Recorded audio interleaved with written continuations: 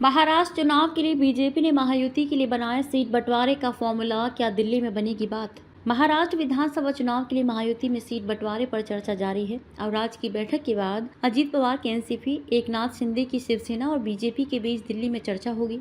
इसी बीच बीजेपी नेताओं ने महाराष्ट्र की लगभग 160 सीटों पर चुनाव जीतने का टारगेट फिक्स किया है। पार्टी नेताओं का कहना है कि सीट बंटवारे के दौरान सहयोगी दलों शिवसेना और एनसीपी की ताकत और जीतने की संभावना पर विचार करने के बाद ही उन्हें सीटें छोड़नी चाहिए। उप मुख्यमंत्री देवेंद्र फडणवीस की अध्यक्षता में पार्टी के वरिष्ठ नेताओं ने रविवार देर रात केंद्रीय गृह मंत्री अमित शाह के साथ बैठक की। नेताओं ने दोहराया कि बीजेपी को महायुति महागठबंधन में बड़ा भाई बने रहना चाहिए। ये भी चर्चा हुई कि लोकसभा चुनाव की गलतियों से सीख लेकर तीनों दलों को महाविकास आघाड़ी को हराने के लिए आगामी विधानसभा चुनाव एकजुट होकर लड़ना चाहिए। बैठक में महाराष्ट्र बीजेपी प्रमुख चंद्रशेखर बावनकुले, मुंबई इकाई के प्रमुख आशीष शेलार, पूर्व केंद्रीय मंत्री राव साहेब दानवे, राज्य के उच्च एवं तकनीकी शिक्षा मंत्री चंद्रकांत पाटिल, राज्य के ग्रामीण विकास मंत्री गिरीश महाजन, राज्य के लोक निर्माण मंत्री रविंद्र चव्हाण और पार्टी विधायक पंकजा मुंडे शामिल हुई। ये बैठक ऐसे समय में हुई है जब बीजेपी ने महाराष्ट्र में 99,000 बूथों तक पहुंचने और विकास के मुद्दे पर चुनाव लड़ने के लिए चुनाव प्रबंधन योजना शुरू कर दी है। हालांकि अमित शाह के राज्य के पार्टी नेताओं के साथ बातचीत करने का कदम महत्वपूर्ण है।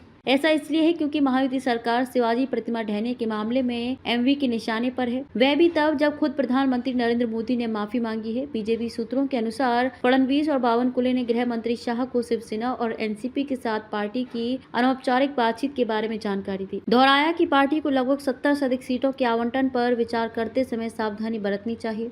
सूत्रों ने कहा कि 2019 के चुनाव में 105 सीटें जीतने वाली बीजेपी को 160 सीटों के लिए दबाव बनाना चाहिए, जिसमें से 60 सीटें शिवसेना और एनसीपी को और 8 सीटें अन्य छोटी पार्टियों को देनी चाहिए। भले ही महायुति आगामी विधानसभा चुनाव मुख्यमंत्री एकनाथ शिंदे के नेतृत्व में लड़ेगी, लेकिन पार्टी को अधिकतम सीटें जीतने का प्रयास करना चाहिए। सूत्रों ने कहा कि गृह मंत्री शाह ने कथित तौर पर महायुति के सहयोगियों के बीच वाकयुद्ध से बचने की सलाह दी है ताकि एमवी को कोई मौका न मिले। केंद्रीय गृह मंत्री ने पार्टी की चुनावी तैयारियों की समीक्षा की और पार्टी नेताओं को चुनाव लड़ने में गलतियों से बचने का निर्देश दिया। उन्होंने मुख्यमंत्री माझी लड़की बहन योजना सहित कई कल्याणकारी और विकास योजनाओं के क्रियान्वयन के बारे में स्थिति का जायजा लिया और बताया कि महायुति को अधिक सीटें जीतने का लाभ कैसे मिलेगा। चर्चाओं से अवगत एक पार्टी नेता ने कहा कि भाजपा में मुख्यमंत्री पद के लिए आवाज उठ रही है और इसके लिए पार्टी अधिकतम सीटों पर जीत के साथ 160 सीटें जीतने की उम्मीद कर रही है। एक अन्य नेता ने कहा कि भाजपा को विधानसभा चुनाव मिशन 125 के साथ लड़ना चाहिए ताकि वे 288 सदस्यीय